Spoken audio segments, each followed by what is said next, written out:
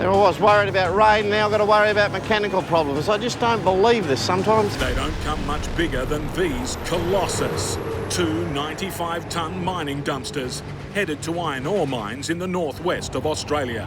At $2 million each, these reconditioned beasts will replace others coming out of service. Every day they're not working costs the mines thousands. We could run into bushfires, you could run into smoke houses, you run into windstorms, you don't know what you're going to run into.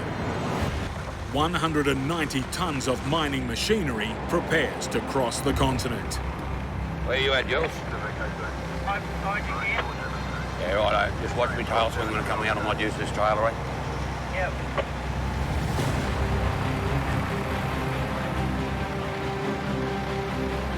Yeah, we'll just keep watching the left when I come out of here.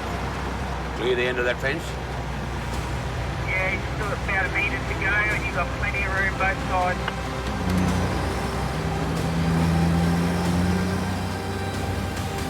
Approaching the Rangers, the convoy calls in some added insurance. A high-powered tow truck to provide extra grunt. First up the hill is Athol.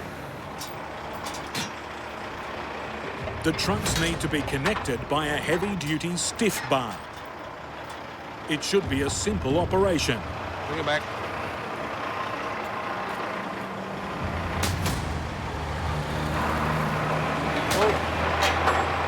Go forward a bit.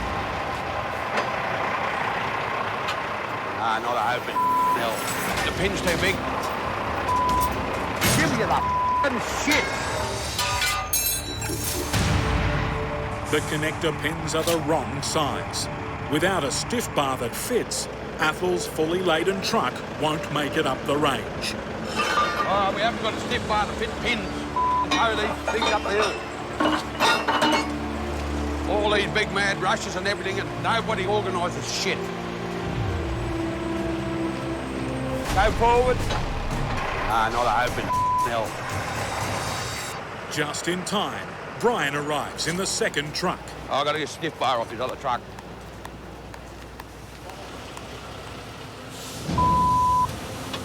Brian's stiff bar is also a problem. We've got different size pins that we've got to knock the bush out of this bar. The bush from the eye of the stiff bar is proving stubborn. With a multi-million-dollar load and police escorts waiting, the pressure is mounting on Brian and Athol.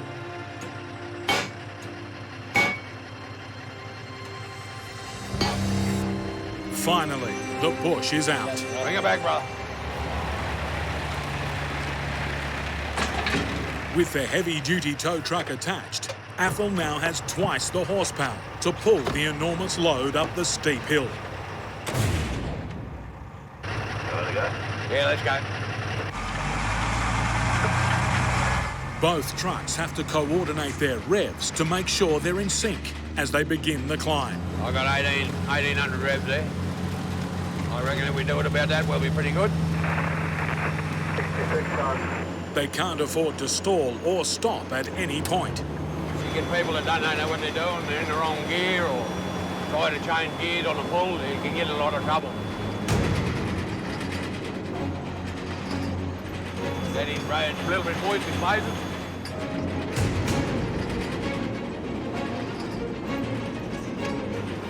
You just pick a gear and leave it in that gear and work your way to the top.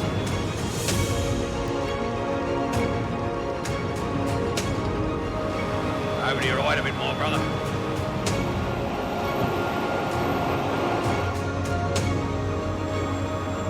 Yeah, we're just about halfway up now. We're just coming to the steep part, the really steep part at the top.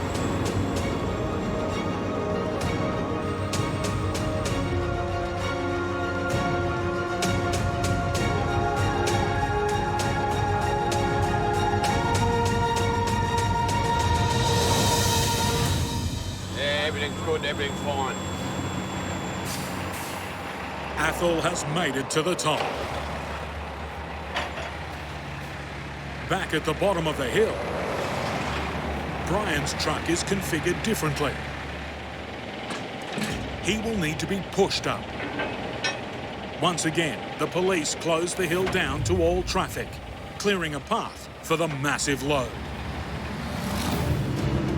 Now Brian, working in tandem with the tow truck, attempts the Eaton Range. You have to do a quick gear change halfway up the hill. That's when stuff breaks. Blow a diff, blow a tail shaft.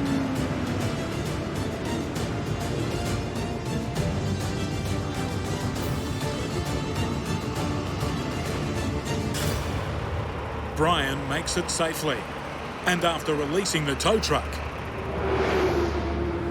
having traversed the entire width of Australia from east to west in 9 days, the convoy has its final destination in sight. At last, they make the unloading yard at Port Hedland. The masters of heavy haulage, Athol and Brian, deliver their giant cargo. So we've got the loads here, undamaged, unmarked. That's what it's all about. Getting the stuff here ready to use. We made it here, mate. That's the name of the game. We got here. In the vast top end of Australia, the Water Drillers Roadshow is on the move again. Finally, success. Pretty happy. Probably got about 4 or 5 litres a second there. We'll case it now and then we'll test it. We've got a good flow happening there, so that's 3 out of 5. Time to move on to the final drill site. To reach the location, they need to once again cross the notorious Calvert River. We're about 5k on the Calvert River crossing now. The crossing that 2 days ago, Hazy got his 75-ton rig stuck on. Yeah, so car's still on the crossing. The added hazard of the abandoned car is still there. So we'll just creep down and then we'll creep up the other side as well. On either side of the crossing are steep inclines. All the weight's starting to push the truck. To avoid jackknifing his 60-ton rig, Anthony must crawl down one side. Truck's starting to skip there, so we're just using our trailer brakes a little bit, just to slow it down a bit. It's just a little bit of loose stuff there, we should be right here now. And struggle up the next. The lack of a run-up is a huge ask for Anthony's 500 horsepower engine. If any steeper or any looser, you'd have to break down and do one trailer at a time.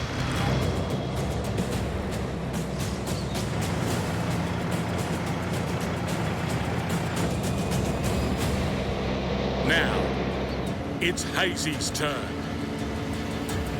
No, not watching him this time. If he doesn't make it, he's on his own.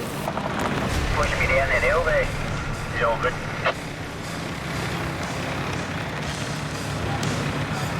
So Hazy at the moment, he'd probably be about 75 tonne. Probably have another 15, 20 tonne than me at the moment.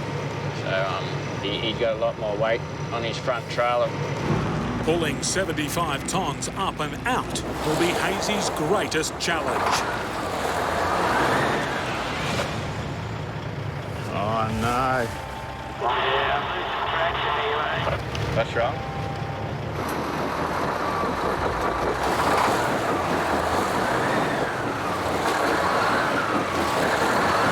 Mate, you just want to break traction, mate. Back up this concrete. Yeah, build up your brakes, are probably dragging too. Mate, you're going to have to come and hook on, mate. I don't know, it just won't build up.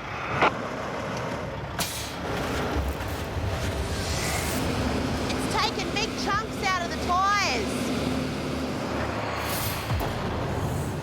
Anthony's taken over. Hopefully he can creep up. Here we go.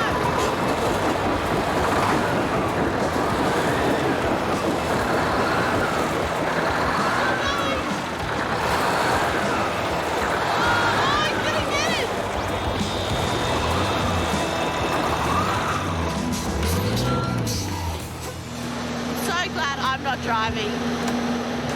Just get that rope, swing that ute round, just hook onto it back here, but don't let your clutch out to take the weight, like just keep driving type thing. Well, this is a first. I'm moving for this one. Come on.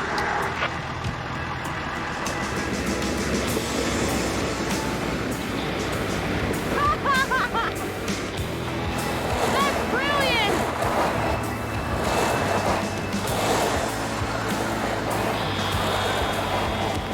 No, it's not going to work. You're going to go get your truck. Yes. They have one last option. Use Anthony's truck to push Hazy out of trouble. What are you doing, Dad? Oh, I've got to go and get my truck now, mate. Anthony is going to use all the might of his 60-ton, 500-horsepower rig to push Hazy's truck out. God, please don't get stuck.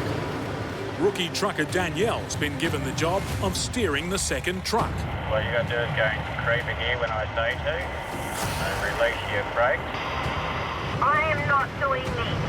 While Hazy hooks the two trucks up with the stiff bar. I've already got bad anxiety making me think about it. And I'll push you up. You let your clutch out in creeper gear.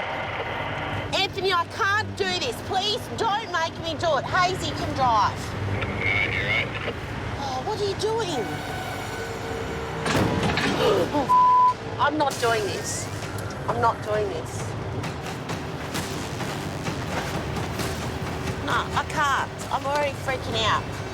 Don't touch your foot brake. Go to creeper gear. Release your brakes. I'll hold you here. There you go when you're ready. Righto.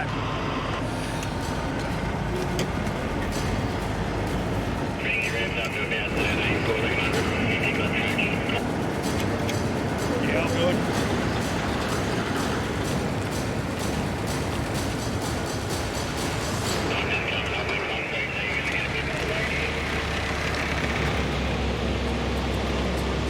Hazy's 75-ton triple trailer is out.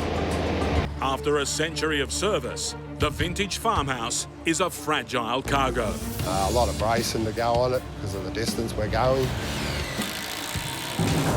A lot of rough roads up that way to make sure everything's packed so it doesn't get bouncy. After all the delays, Robbie finally catches up with the other truck in the convoy. Got him. Robbie's lead driver, Shane, has been grounded roadside by his police escort. Finally stopped slowing us down east side. Hey, where's your permit say you're stopping? Yeah, well, our permit's only got us going to Westwood. A permit mistake at the office stops Shane in his tracks. He's only authorised to travel as far as the town of Westwood. Yeah, I was saying from the Ring Bar to Westwood on the Tuesday. He's forced to backtrack 7 kilometres and rest his crew for the day. There'll be a lot of shit stirred up over this. Can you see if we can get some accommodation at Westwood? 1, 2, 3, 4, 5, 6 of us. Costs us a lot of money. So it sort of puts us half a day behind. After grabbing a sleep and then finally getting ready to set off, they're hit with more restrictions. 80k speed limit, and there's a curfew on that Moranbah between 5 and 7. Right, where we're going to get there? Yeah, apparently Moranbah's got a curfew. I can't go through there between 5 and 7. The curfew's designed to keep oversized loads off the roads at the busiest times. And for a mining town like Moranbah, where the workers rise early, peak hour is 5 a.m. But we'll see how we go. Hopefully we might make it. If he doesn't, Shane's oversized load will be delayed yet again. If they can make good time, they could get through without being shut down for another day. Hey, 10 to 5, we'll get through, won't we? Mate, by the time you get Moranbah, it'll be 5 o'clock, so we'll in now. The police have grounded Shane's convoy for another 2 hours. Every minute he's delayed is costing money in extra labour costs. We go? Yep, let's go. Shane's police escort has had a change of heart, allowing the convoy through the town minutes before the curfew begins. letting us go. Pulled me up and he'll never let me go. We made it. We're out the other side. Got to have a wind now and then. He needs to catch up to his boss, Robbie, who will supervise both houses being reassembled on site. But there is some good news. Am I coming in over there where you are too, Robbie? No, Darren's gone in like straight ahead and around, and your bit ends up further over, so you'll get in real easy. We're gonna have to get a tow. It's just so soft. It's going nowhere. You reckon you can pull us in the loader? Get him hooked up, get him dragged in.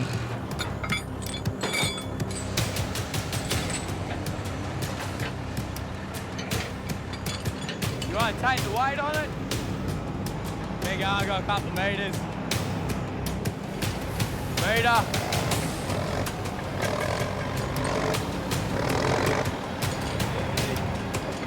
Yep, hold it.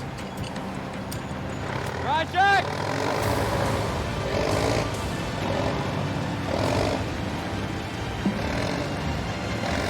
Get straight!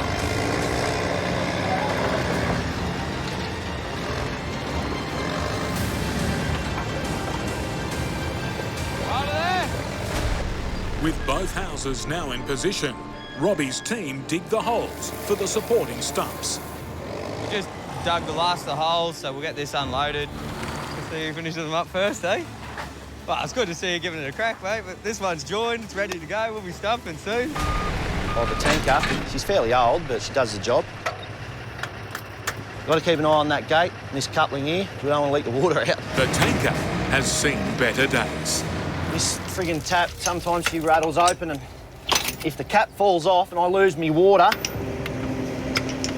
gotta give her a bit of a twist. I'm used to hanging on to big hoses, so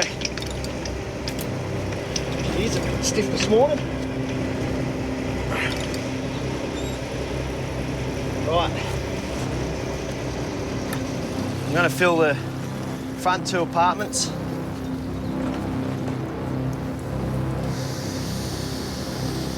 There she goes there. The first chamber of the tanker starts to fill fast. Oh, fucking hell. Whoa!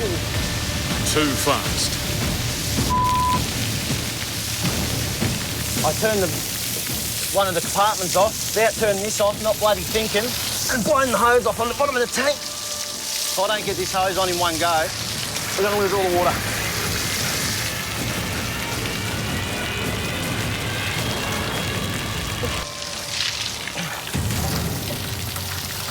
Ah, come on, you bastard.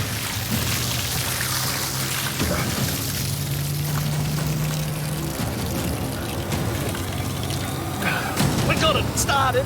Chaz manages to stem the flow from the unreliable tanker. This is all it takes, one of these little stuff-ups, just to stuff your whole friggin' day. If we wouldn't have got that on, we would have dropped 22,000 litres down the drain. There's blokes out there that want the friggin' water, and here I am wasting it. I'll have to keep an eye on that, retighten it later, because these clamps, they like to settle a little bit. As long as it doesn't pop off in the middle of friggin' nowhere and lose all my water. And I can actually see a trail. I can see a wet trail behind me. I don't know if it's splashing out the top of the tanker or the pipes come off. Ah, look at this. All my clips are coming undone. I just seen a wet trail all the way down the road. Oh, I was worried it was going to be this one. Would have been carting this water out here for nothing. That's what I should have done earlier. These little clips that hold the bloody pipes on, the corrugation's just rattling them to pieces, rattling them open, and I'll tape them up. Prevent that from happening. It's a temporary fix that may not last the distance. But out here in this wilderness, it's all Chaz can do. Chaz is approaching Talano Station, 500,000 acres of bone-dry farmland with thousands of thirsty sheep. Have a look at this, Max. We got it here, buddy. Right? Yeah, go for it.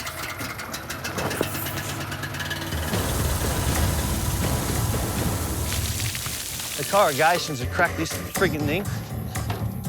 Oh yeah, that's about to blow off, literally. You come all this way, and if that pops off there, we're not going to be able to pump the water out of this tanker into the tank. We've got 22,500 litres sitting here and we can't get it off. Max is happy, he can drink it. Do you have any water pumps at all? Yeah, I think I might have one in the shed. I'll have a look for you. Yeah.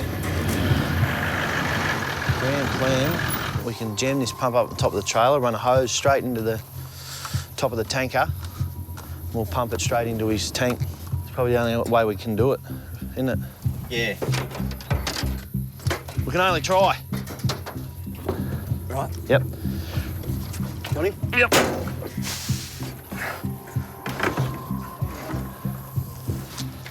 With a leaky old tanker, Chaz has hauled the life-saving water across hundreds of kilometres of rugged outback roads.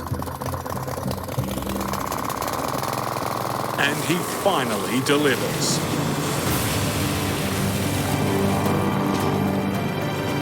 Liquid gold. Matty's gonna have a good shower tonight. Tell you what, this load of water has just tested me from the start. In Perth, Western Australia, veteran trucker Steve Graham is racing to assemble his road train before nightfall. I'm going to hook onto this trailer now. That's part of the load, the steel, the structural steel that we're taking across. Steve's due to leave on an urgent long-haul delivery. Plan is to go from here to Alice Springs, about 2,700 kilometres away we go. Yeah, they're still forecasting rain for the western desert areas, and I can see cloud build-up up there already. My biggest worry is that central road is so good at the moment that the shires are going to be desperate to protect it, and they'll close it. They'll close it at the first drop of rain. After 500 kilometres, Steve pulls over for a routine inspection of his load. I can smell diff oil.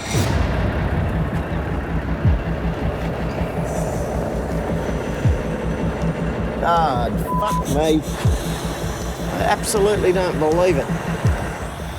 I can smell diff oil, I can see diff oil, I've got a wheel seal gone. There's a line of oil spraying up on the bottom of the mudguard there. A wheel seal gone and this brand new diff. Blowing a seal on a drive wheel is a serious problem. I'm gonna have to get to Mount Magnet, get a mechanic, get this hub off and get this sorted. It's a major blow to Steve's return to the road. There I was worried about rain, now I've got to worry about mechanical problems. I just don't believe this sometimes. He's racing 200 kilometres to the nearest town. Righto, mate. It's all brand new, as I said. I've had a huge amount of trouble with bearings, mate. A huge amount. The initial inspection doesn't look good. That's failed. Something's failed under there. Yep, she's fucked. We've got to get in there and see what the damage is. I've already rung the biggest customer, MRN. They need the freight. So once again, the pressure's down the end of that telephone. How long will it hold you up, Steve? As soon as there's an issue on the road, it goes back to how long will this keep you? The good news is I'm not seeing a lot of shiny metal in there. That's the good news. It could be a nightmare of a nightmare and huge money, but at this point in time, fingers crossed, I'm just looking down the barrel of either a loose or a replacement bearing. Replacing a seal should be a simple fix. But we can't fix it without parts, so now we're looking for parts. Fingers crossed he's got one.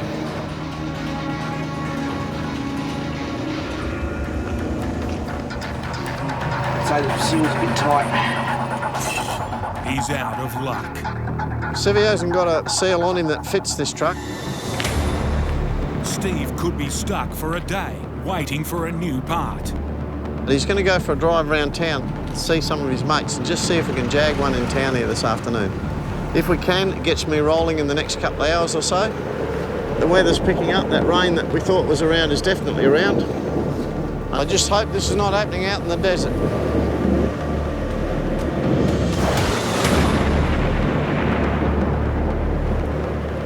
Bad news is, I've got customers complaining in Alice Springs already.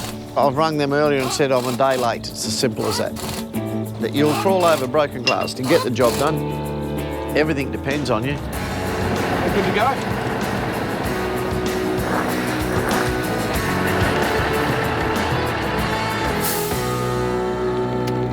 Finally, he can get rolling. No worries at all, mate. Much appreciated, Copper. I'm glad you're here. Safe trip, mate.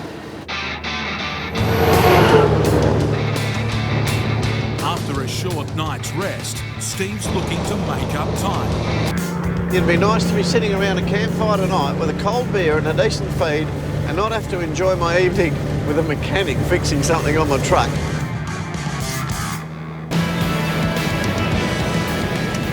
Well, here we are. That's another one in, thank goodness for that. After getting it here in one piece, the pressure's on to unload quickly.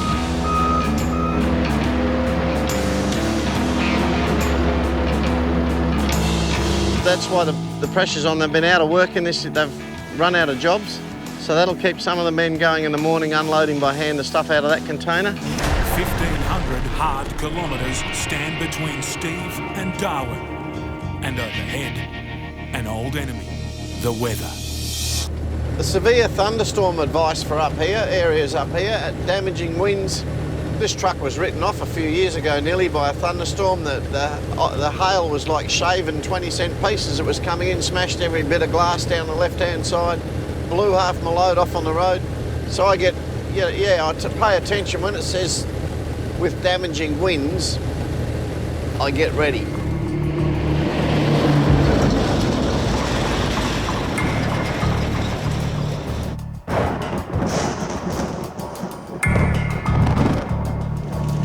That's it, we're into it now.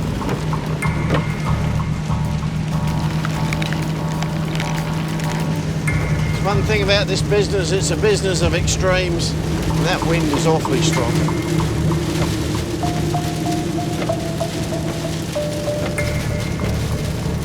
You copy there, southbound? Yeah, mate, I've only just got into it, so go far up there behind you. Oh, man, yeah, bring it a trip. Okay, mate, no worries. Oh, well, we'll make the best of it.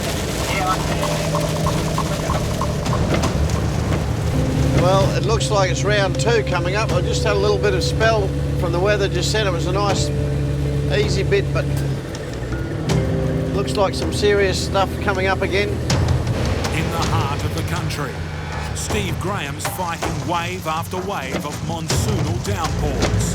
It's all around. It's nice and messy.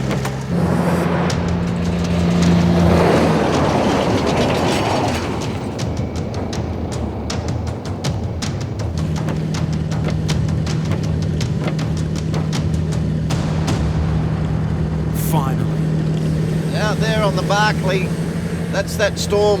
I think we've got to the west and the north of it. It gave us round 2, but we got through it all right.